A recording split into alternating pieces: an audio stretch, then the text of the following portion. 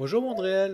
Dans une ancienne vidéo, j'avais parlé de ma passion, qui est de partager celle des autres via la vidéo, et de faire, grâce à ça, un gros mélange de plein de passions mélangées. Eh bien, je suis retourné une fois de plus dans le passé, pour essayer d'analyser pourquoi j'aime tant monter, réaliser, et faire du trucage, ou même de l'animation. Je crois qu'on a tous pris plaisir, quand on était gamin, à inventer des histoires avec nos jouets. Je sais que je me prenais du recul des fois un peu sur les histoires que j'inventais et je me disais que c'était quand même super cool, que je m'éclatais à faire ça et c'était vraiment un plaisir. J'ai joué Sims par exemple, on y crée des personnages pour les mettre en scène.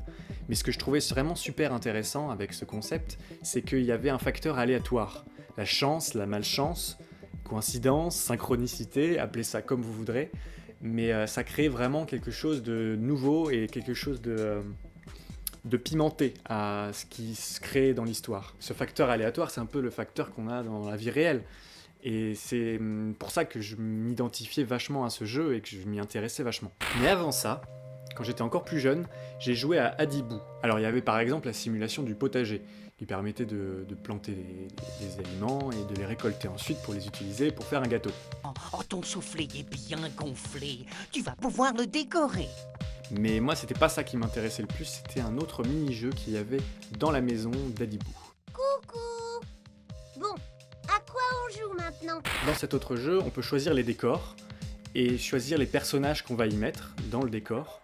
On va ensuite pouvoir interagir avec ces personnages-là, donc leur dire d'aller à tel ou tel endroit, et quand ils vont croiser un autre personnage ou un autre objet, ils vont avoir une sorte d'animation rigolote qui va être unique entre chaque objet et chaque personnage. Et c'est vraiment le côté aléatoire du jeu que je trouvais intéressant. On avait l'impression un peu de créer son propre jeu vidéo.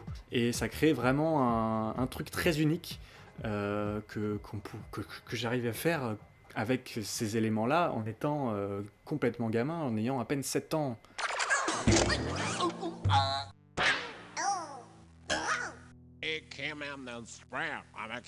Donc avec ce jeu, on met en scène, on dirige les personnages, et on crée une histoire, et tout en prenant compte de l'inattendu. Et l'autre jour, en farfouillant de nouveau dans les mini-jeux, je suis tombé sur celui des puzzles. Je ressentais, quand je regardais ces tableaux se créer, une nostalgie. Comme si je connaissais vraiment bien ces tableaux, alors que je me souviens pas avoir fait ces puzzles et de m'être intéressé vraiment à ces puzzles.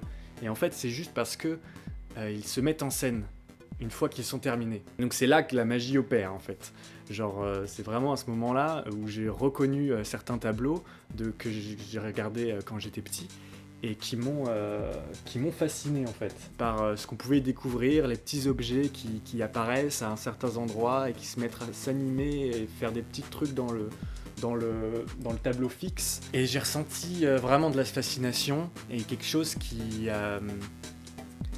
me touchait au plus profond de moi, quoi. Et ça s'est retranscrit quelques années après.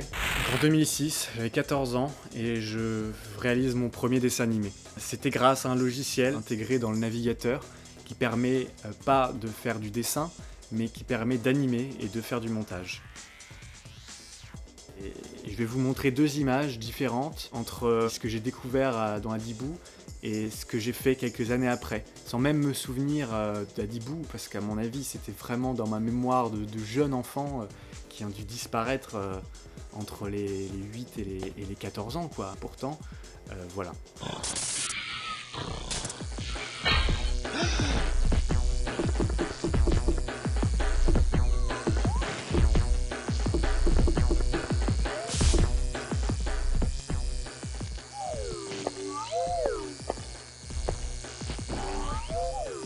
J'ai d'abord joué pour voir des personnages s'animer et j'ai ensuite animé pour m'amuser. Et aujourd'hui, je m'éclate à faire du montage et à le partager pour faire plaisir aux gens et pour leur faire avoir les sensations que j'ai eues quand j'étais gamin en fait. J'espère que ça vous aura plu et merci d'être là.